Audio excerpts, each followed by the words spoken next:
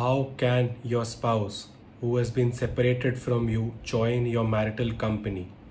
So this was a question that was posed to me very recently by someone saying that मेरी wife ने मुझे छोड़ दिया है विदाउट एनी रीजनेबल कॉज और कोई लीगल जस्टिफिकेशन नहीं था एंड व्हाट्सोएवर मैटर, कोई भी जस्टिफिकेशन नहीं था and she has left my marital company, but मैं अपने स्पाउस के साथ रहना चाहता हूँ and I want to cohabit with her. So what remedies do I have under the law? So यहाँ पर एक लॉ का प्रोविज़न आता है, हिंदू मैरिज एक्ट 1955 का section 9, that is restitution of conjugal rights.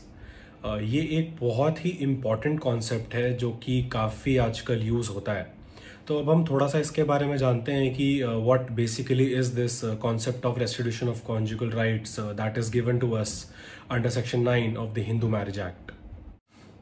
So basically ये सेक्शन ये कहता है कि कोई भी स्पाउस, ईदर द हस्बैंड और the wife, has left the other spouse without any reasonable cause, without any reasonable excuse, बिना किसी बात के, कोई जस्टिफिकेशन नहीं था लीगली और व्हाट्सएवर, कुछ भी एक जस्टिफिकेशन नहीं था, और हस्बैंड या वाइफ किसी ने भी अपने स्पाउस को अगर छोड़ दिया है, तो जो अग्रीव्ड स्पाउस है वो कोर्ट के अंदर एक एप्लीकेशन मूव कर सकता है under section 9 of the Hindu marriage act for restitution of conjugal rights. अब इसका मतलब ये होता है कि what are conjugal rights? Conjugal rights वो होते हैं जो एक राइट्स आपको एक मैरिज से दिए जाते हैं, be it physically, be it emotionally, right to live together, cohabit as husband and wife and numerous things आ जाती हैं इसके अंदर. तो ये राइट्स आपके रेस्टिट्यूशन के लिए कोर्ट आपकी हेल्प करता है कि ये राइट्स आपको दिए जाएं, और जो दूसरा स्पाउस है जिसने आपकी कंपनी को छोड़ दिया है उसको ये ऑर्डर किया जाए कि वो आपके साथ आकर रहें और आपके साथ एक मैरिड लाइफ में कोहैबिट करें आपके साथ.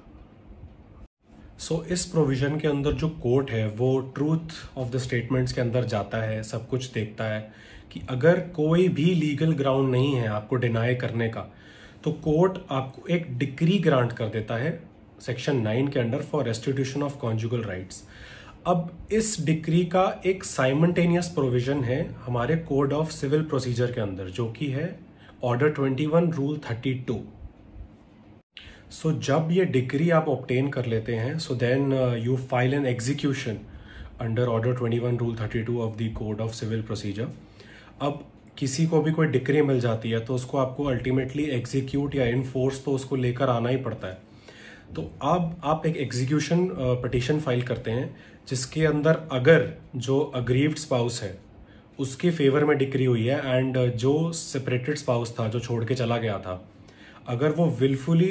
डिसोबे करता है इस डिक्री को, तो बहुत सारे रेमेडीज़ हैं, बहुत सारे प्रोविजंस हैं इस ऑर्डर के अंदर, जैसे सिविल इम्प्रिजनमेंट हो सकती है, उसकी प्रॉपर्टीज़ अटैच हो सकती हैं and so on and so fourth. तो ये काफ़ी एक इफेक्टिव रेमेडी है जिसके लिए आप कोर्ट में जा सकते हैं एंड अपने कॉन्जुगल राइट्स, जो आपके बेसिक राइट्स हैं, आर्टिकल 21 के अंदर आपको ये राइट दिया गया है कॉन्स्टिट्यूशन के, right to a happy married life, right to live peacefully, तो ये राइट्स को आप एनफोर्स करा सकते हैं और आप रेस्टिट्यूट करवा सकते हैं.